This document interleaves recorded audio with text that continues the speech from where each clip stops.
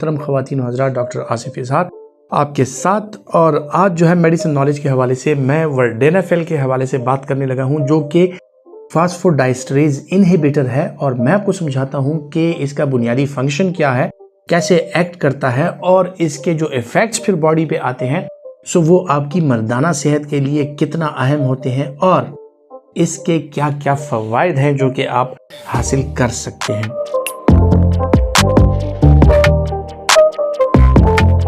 बहुत से मर्द हजरात ऐसे होते हैं कि जिनको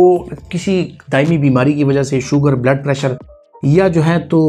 जो पेरिफेरल वैस्कुलर डिजीज़ है या ऐसी कोई बीमारी उन्होंने गुजार ली है कि जिसकी वजह से या बढ़ती उम्र के साथ साथ उनमें जो है तो सेक्सुअल डिज़ायर और जो इरेक्शन की प्रॉब्लम है वो बढ़ती जाती है। और बहुत से लोगों को स्ट्रेस की वजह से, स्ट्रेसफुल लाइफ की वजह से, मुख्तलिफ़ किस्म की दवाइयों के इस्तेमाल की वजह से जो इरेक्शन की प्रॉब्लम है, यानी जो उज़्व तनासुल का जो तनाव है, उसकी कैफियत कम से कम फील होती है। सो बहुत से लोग जो हैं अपनी एक नॉर्मल इज़्दिवाजी ज़िंदगी, एक नॉर्मल सेक्सुअल लाइफ इंजॉय करने के लिए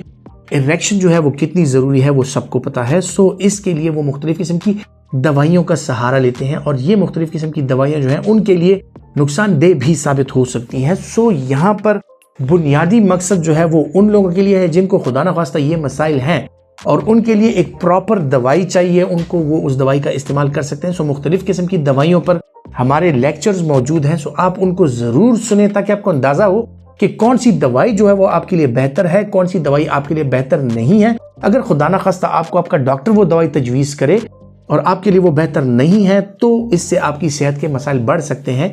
बजाय इसके कि ये कम हो जाए। सो आप अपनी दवाइयों के बारे में आप अगर जानकर उसका इस्तेमाल करें तो आपके लिए ज़्यादा फ़ायदेमंद है।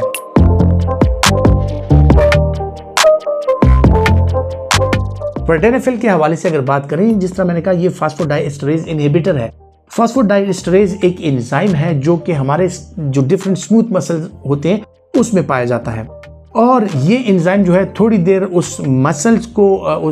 को कंट्रैक्शन देने के बाद वहाँ पे एक केमिकल बनता है जिसको साइक्लिक जीएमपी कहा जाता है। ये एंजाइम उस साइक्लिक जीएमपी को ख़त्म कर देता है, उसकी फंक्शनिंग जो है वो कम कर देता है। अब क्या होता है कि अगर आप फॉस्फोडाइएस्टरेज इनहिबिटर दें और इस एंजाइम को कम कर दें सो क्या होता है कि आपके जो स्मूथ मसल्स हैं वहाँ पर जो साइक्लिक जीएमपी है उसकी जो मेटाबॉलिज्म है वो चेंज हो जाती है और इस वजह से जो है तो स्मूथ मसल रिलैक्सेशन में चले जाते हैं और पीनाइल स्मूथ मसल जब रिलैक्सेशन में जाते हैं वेज़ोडाइलेशन हो जाती है और वहां पर जो है तो ब्लड फ्लो ज्यादा हो जाता है। जैसे ही ब्लड फ्लो ज्यादा होता है इसके साथ जो है तो मर्द हजरात को इरेक्शन वो आ जाती है। अच्छा, इसमें एक और चीज बहुत ज्यादा इंपॉर्टेंट है और वो ये है कि इरेक्शन के लिए न सिर्फ ये ब्लड फ्लो बल्कि एक सेंस ऑफ अराउजल जो है या जो सेंस ऑफ लिबिडो है वो भी होना जरूरी है कि आपका रुझान भी उस तरफ हो, आप मेंटली भी आप रिलैक्स हो। सो बहुत से लोग ऐसे होते हैं कि जो कि मेंटली स्ट्रेस में होते हैं और वो अक्सर औकात इन दवाइयों के साथ भी वो रिजल्ट्स अचीव नहीं कर पाते। सो जो एक बुनियादी चीज़ है वो ये है कि आप मेंटली भी उस पर फोकस्ड हो, आपका मेंटल स्टेटस जो है वो रिलैक्स हो और आप ये दवाई अगर उस पेशेंट को मिल जाती है तो उसमें इरेक्शन की जो प्रॉब्लम होती है वो हल हो जाती है। लेकिन बाज़ औक़ात ये होता है कि मुख्तलिफ़ किस्म के फैक्टर्स इस कमज़ोरी का सबब बनते हैं जिसमें न सिर्फ इरेक्टाइल डिसफंक्शन बल्कि उसके साथ साथ लॉस ऑफ लिबिडो और भी मुख्तलिफ़ किस्म की चीज़ें होती हैं। सो ये प्योरली उन मरीजों में इसका इस्तेमाल किया जा सकता है जिनको और कोई प्रॉब्लम ना हो, सिर्फ इरेक्टाइल डिसफंक्शन हो।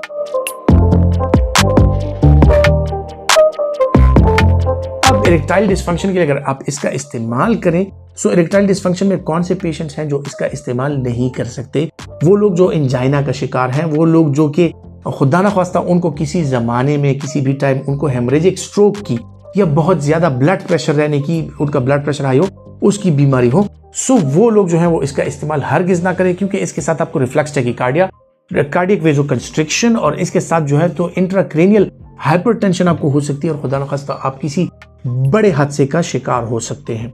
इसके अलावा अगर जो लोग और वेज़ोडाइलेटर्स, खुसूसन जो लोग एंजिसाइड वगैरह का इस्तेमाल करते हैं, ज़बान के नीचे रखते हैं कार्डियक पेशेंट्स, या उसके साथ साथ जो है तो नाइट्रोग्लिसरीन वगैरह या इसी तरह दिल की कुछ और दवाइयाँ इस्तेमाल कर रहे हैं जिनमें वेज़ोडाइलेटर्स पाए जाते हैं, अगर वो इसका इस्तेमाल करें तो उसके साथ क्या होता है कि इनका ब्लड प्रेशर एकदम से लो हो सकता है। ये लोग जो है तो बेहोशी का शिकार हो सकते हैं, शॉक में जा सकते हैं और इसकी वजह से जो है तो उनको प्रॉब्लम्स का सामना करना पड़ सकता है।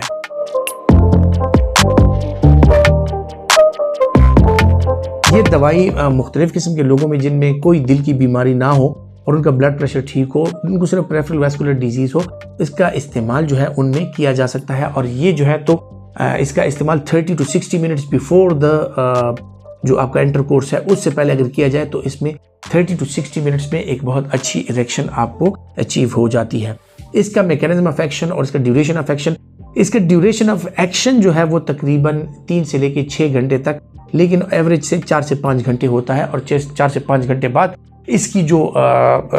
इसका जो इफेक्ट है आपकी बॉडी से ख़त्म हो जाता है और आपको खुदा न खास्ता प्रायापिज्म के जो प्रॉब्लम्स होती हैं, यानी बहुत ज़्यादा तनाव की सूरत में बहुत ज़्यादा टाइम अगर इरेक्शन रहे तो आप तकलीफ़ का शिकार हो सकते हैं। सो इसमें प्रायापिज्म की भी वो शिकायत आपको नहीं होती और इस लिहाज से ये एक सेफ ड्रग है सिलिंडरफिल से। ये थोड़ी बेहतर इस लिहाज से है कि इसमें वो चांसेस कम हो जाते हैं।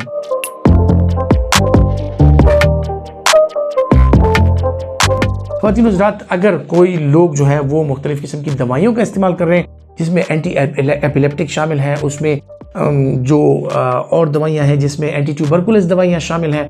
उन दवाइयों के साथ इसकी जो इंटरेक्शन है वो होती है और इसकी एफिकेसी जो है उनके साथ कम हो जाती है। सो अगर आप उन दवाइयों के साथ इसका इस्तेमाल करेंगे, आपको नॉर्मल डोज के साथ वो रिजल्ट्स अचीव नहीं होंगे और आप इसकी डोज बढ़ाते जाएंगे तो इसकी डोज बढ़ाने से जो साइड इफ़ेक्ट्स हैं वो तो डबल हो जाते हैं, लेकिन जो इफ़ेक्ट्स हैं वो उस हद तक नहीं होंगे। सो आपको इस बारे में पता होना चाहिए कि आप अगर एंटी ट्यूबरकुलस ड्रग्स का इस्तेमाल कर रहे हैं या जो है तो इसके साथ जो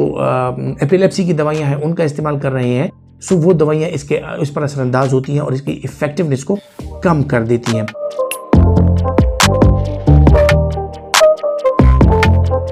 इसके जो मेजर साइड इफ़ेक्ट्स हैं वो मैंने आपको बता दिए कि मेजर साइड इफ़ेक्ट्स में डिजीनेस, ड्राउजीनेस, वर्टाइगो यानी सर चकराना और उल्टी होना, मतली होना और दिल की धड़कन तेज़ हो जाना, सांस में तंगी महसूस होना और कभी कभार जो है तो सीने में दर्द महसूस होना और फ्लशिंग होना, यानी आपका चेहरा सुर्ख हो जाता है, स्वेटिंग होने लगती है, ऐसे लगता है कि बंदा बहुत ज़्यादा एक्सरसाइज करके आ रहा हो। इन मालूमात से आपको डेफिनेटली जो आपकी नॉलेज है उनमें इजाफा होता हो रहा होगा और अगर आप समझते हैं कि ये आपके लिए फ़ायदेमंद है तो अपने दोस्तों के साथ इन मालूमात को ज़रूर शेयर कीजिए, लाइक का बटन दबाइए और ये वीडियो आगे अपने दोस्तों के साथ शेयर कीजिए। अपना बहुत सा ख्याल रखिए।